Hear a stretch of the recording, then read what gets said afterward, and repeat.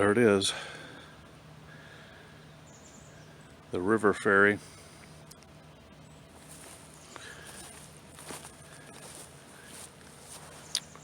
Takes you across the river just to there.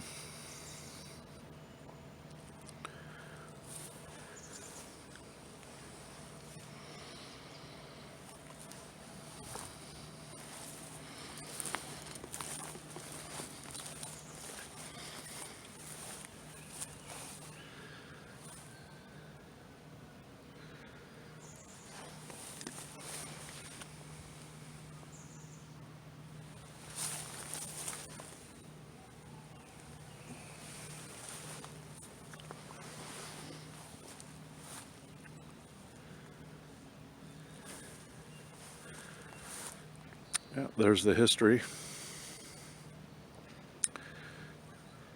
Over 100 years.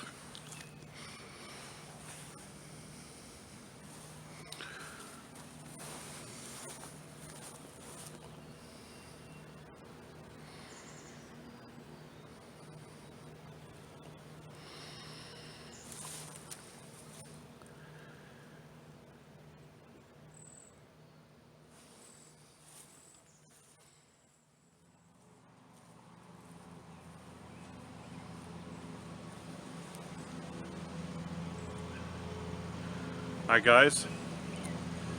Yeah, I'm back. Here in a very interesting place, I think. Yeah, before people came to build bridges across water, a place where they couldn't get through, rivers, lakes even. Yeah, they used, of course, some kind of boat to get across until they could get a bridge built. And this happened all over the place, all over the world, in human history, of course. But here on the river here, south of Portland, there's still a small piece of history that still remains somewhat unchanged. There's this river ferry behind me that you drive down to, and you pay them a few dollars, and they take you across the river to the other side. So there's no bridge here, anywhere for miles. So this is the only place to get across the river still here. And they're getting it warmed up now to get across. They're going to take it across the river now. So this started back in 1914, so not too long ago, just over 100 years. And in 2014 they celebrated 100 years of the service of this river ferry here. So there's a lot of history involved here, for the past 100 years or so, and I don't want to go into all of that history, but as far as this ferry has been here, it's gone through, of course, changes. It doesn't look like it did over 100 years ago.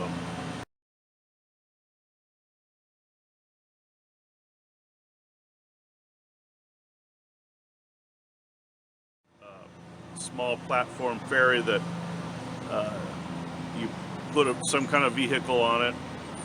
In the beginning, it was mostly carts and horses, that kind of thing. And then through the years it evolved, and even in the beginning there wasn't even a motor that ran it. It was run by by a spin wheel that caught the current and then it went across on cables, and it still does that today. It still is guided by cables when it goes across the river. But now, of course, there's pretty strong motors that drive it across, and there's been a few times that it's been in trouble here because of flooding. I think the worst time was in 1946. Flooding destroyed the entire ferry system and pulled it out of here, and it just went to pieces all the way down the river. And for about, I think, about 7 years or something like that, there was no crossing here at all. So, and then the inhabitants around here wanted to get that fixed, and it's been more or less going ever since then. And it just was closed down a month or so ago.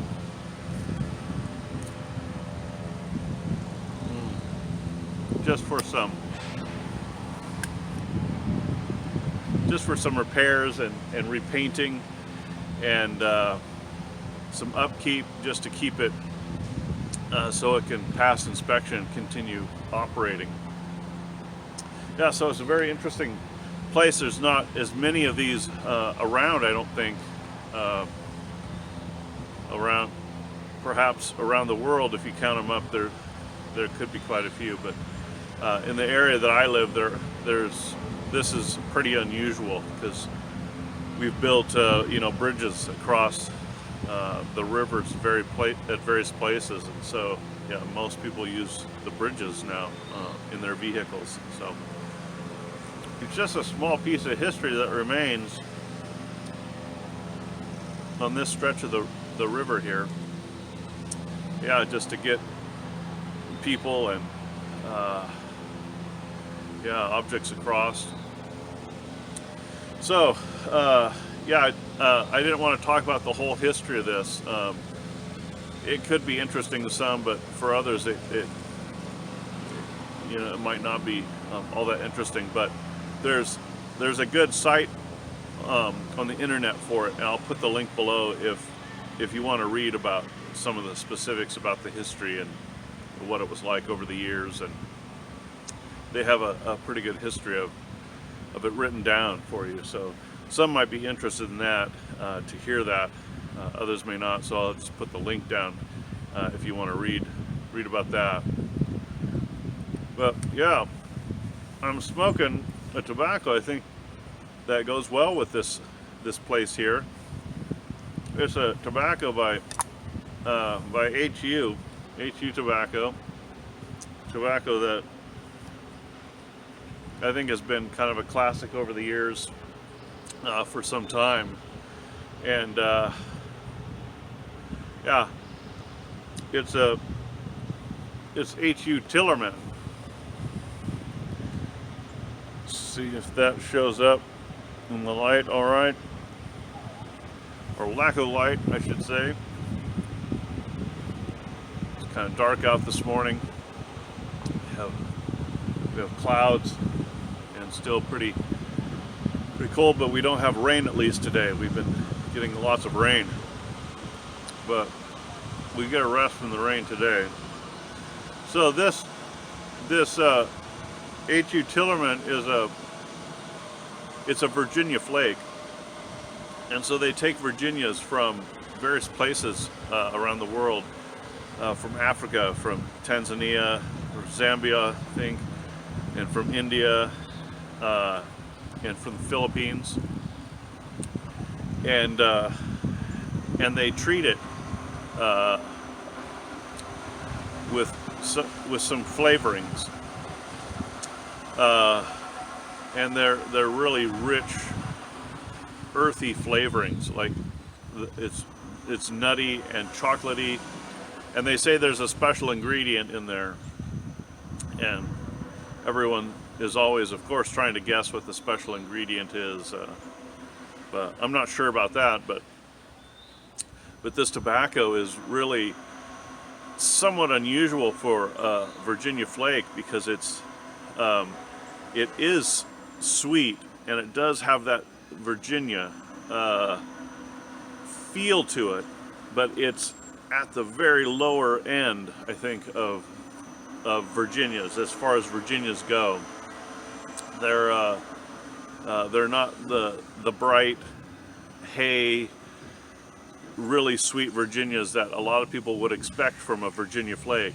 A lot of people might think that there's burley in this flake because of the depth that this flake really goes. It's not like I say. I'm trying to describe like a Latakia flake or something like that. It's not deep in that sense, but it has some real richness, some real flavor to it, and it's not really an aromatic, I wouldn't say, in the traditional sense. It's aromatic as tobaccos go, because it does have, aroma, but it's not the traditional heavily cased aromatic. It's a natural tobacco, I think, in the broad sense of the word. I think it's categorized as an aromatic, but it's not an aromatic in the traditional sense, what I'm trying to say. So let me show you the tobacco.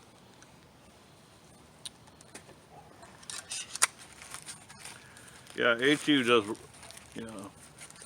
just some really good tobaccos, really interesting tobaccos. Yeah, and this one, yeah, is the same. It's a fairly dark tobacco. There are some small pieces of light. I mean, you can look at it and tell it's a Virginia, but it's darker than a lot of the Virginia flakes that we're used to. So, yeah, let me do it without dumping it. Yeah, and it's really stuck together. At least my flake was stuck together when I got it. It comes. It's almost like a cake. The whole thing is stuck together. So you just kind of have to peel off the top how much you want and rub it out. Or this one could be more difficult with the folded stuff method if that's what you really like, because it doesn't really peel off too easily into really nice single flakes. So it's a little bit more old-fashioned that way. Yeah, a little bit more like the flakes of of the past, almost like the flakes that Germain makes. So it's almost in that style, which I really like. So you can rub it out, and it goes in really well. You don't want to rub it out too much because it'll get really dusty, small pieces. You don't want to do that, of course, with your flakes, because then it just doesn't smoke as well that way. It doesn't burn as well, and yeah, it can clog up your pipe, I think, if you're not too careful with that. But it smokes well.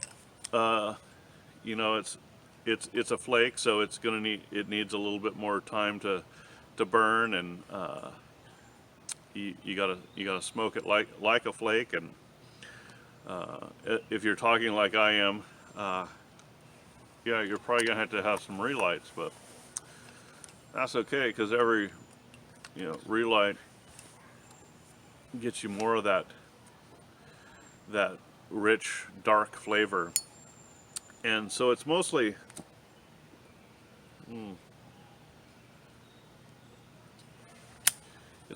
a chocolate and a nuttiness that you get, but there is a sweetness, because it is a Virginia, and the Virginias are the dominant factor here. And I think the flavoring, the nuttiness and the chocolate is just more supporting the whole structure of the tobacco. So, but if you're expecting, when you buy this, a sweet, summery Virginia flake, you might be disappointed with that. So don't expect that. Expect a nice, rich Virginia flake tobacco. But it is light enough, I think, that you can smoke it in the summer. I'm not saying that. It's just you can't compare this to Golden Slice or even some Navy Flakes. It is a bit different than that. So just keep that in mind if it's something that you're going to go after and you think, oh, I'm going to get this sweet Virginia flake tobacco for the summer. Yeah, it might take you by surprise. So, but it's a very good tobacco, really good and easy to smoke for a flake. Has some really good rich flavors, but not so overpowering. It doesn't sit in your mouth and your palate and overtake you in any way. I think it's right down the middle strength-wise. It's probably a little bit more past the middle, perhaps, but there's not a lot of nicotine. Yeah, it's a pretty easy and enjoyable smoke. Something you could smoke all day, I think. So,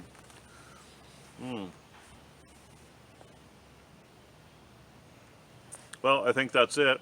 I don't want to overdo this tobacco and place and just talk on and on about it, but yeah, it's a really interesting place here. Come to visit, and if you want, give the Tillerman here, the boat driver, which is what Tillerman is, give him a few dollars and you can go across the river.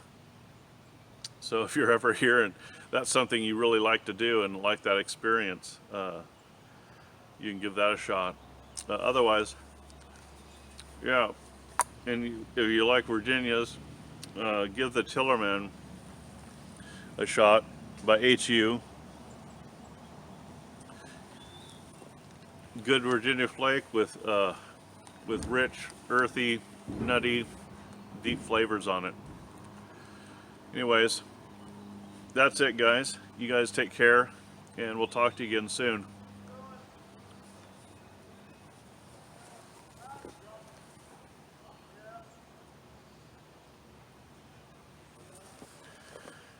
Looks like they're about to go again.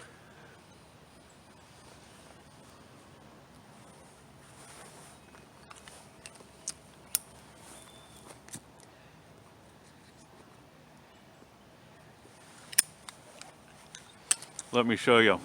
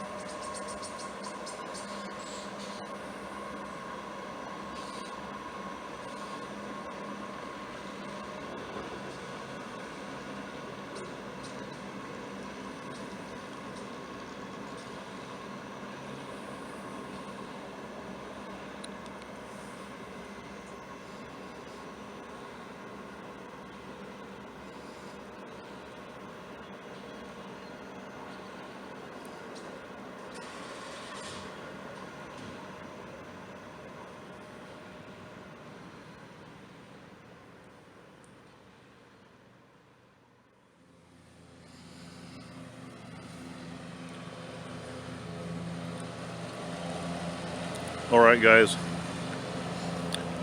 That's it. You guys take care. Enjoy a good pipe, good smoke, and we'll talk to you guys soon.